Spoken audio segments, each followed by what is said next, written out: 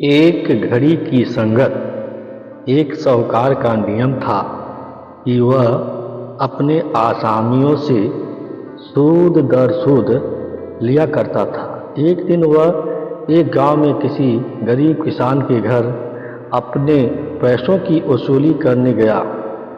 ब्याज कम करने के लिए किसान ने बहुत जोर लगाया, पर साहूकार ने एक न सुनी।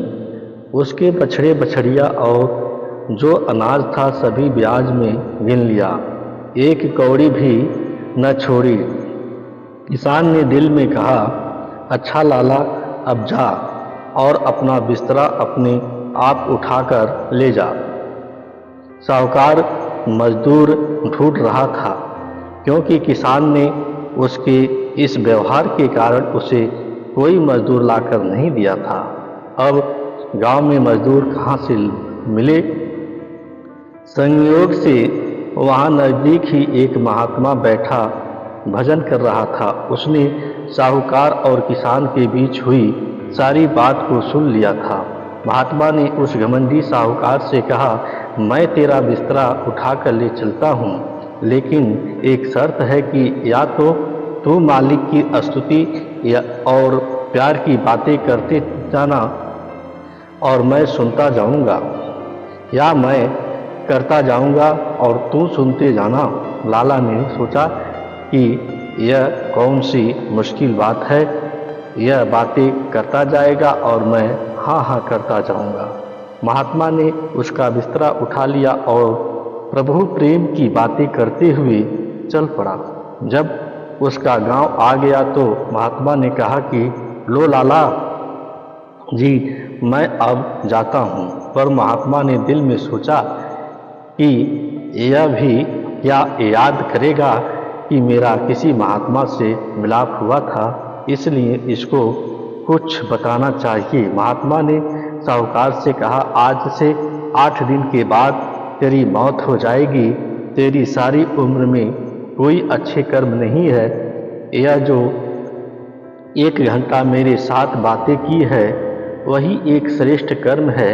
जब तुम्हें यमदूत ले जाएंगे और पूछेंगे कि इस 1 घंटे के सत्संग का फल पहले लेना है कि बाद में, तब तुम कह देना कि पहले, और फल यही मांगना कि मुझे उस महात्मा के दर्शन कराओ। फिर जो होगा तुम खुद देख लोगे। जब मौत आई, धर्मराज के यमदूत आए और साहूकार को पकड़कर ले गए। जब पेश हुआ तो धर्मराज ने चित्रगुप्त से कहा कि इसके कर्मों का लिखा देखो। उसका कोई श्रेष्ठ कर्म नहीं था, सिवाय इसके कि उसने एक महात्मा के साथ 1 घंटा बातें की थी। धर्मराज ने पूछा कि तुझे इसका फल पहले लेना है कि बाद में? साहूकार कहने लगा कि पहले दे दो, और जहाँ वह महात्मा है मुझे वहाँ ले चलो। महात्माओं का शरीर इस दुनिया में होता है, लेकिन उनकी आत्मा खंडों ब्रह्मांडों पर रहती है। यमदूत उसे अपने साथ वहाँ ले गए जहाँ वह महात्मा भजन कर रहा था। महात्मा ने कहा, भाई साहूकार, तू आ गया?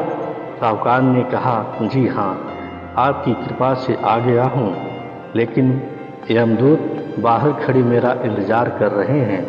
अब जहाँ मालिक का भजन सिमरन हो वहाँ यमदूत नहीं जा सकते।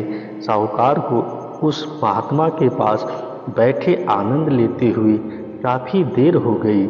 उसका 1 घंटे के सत्संग का फल खत्म हो गया।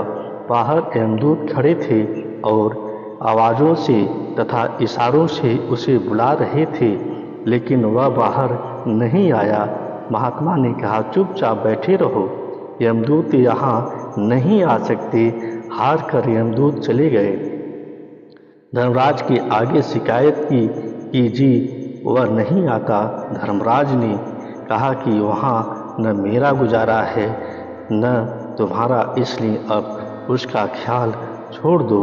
जो पूर्ण साधु की 1 मिनट की सत्संग के बराबर कोई कर्म नहीं है।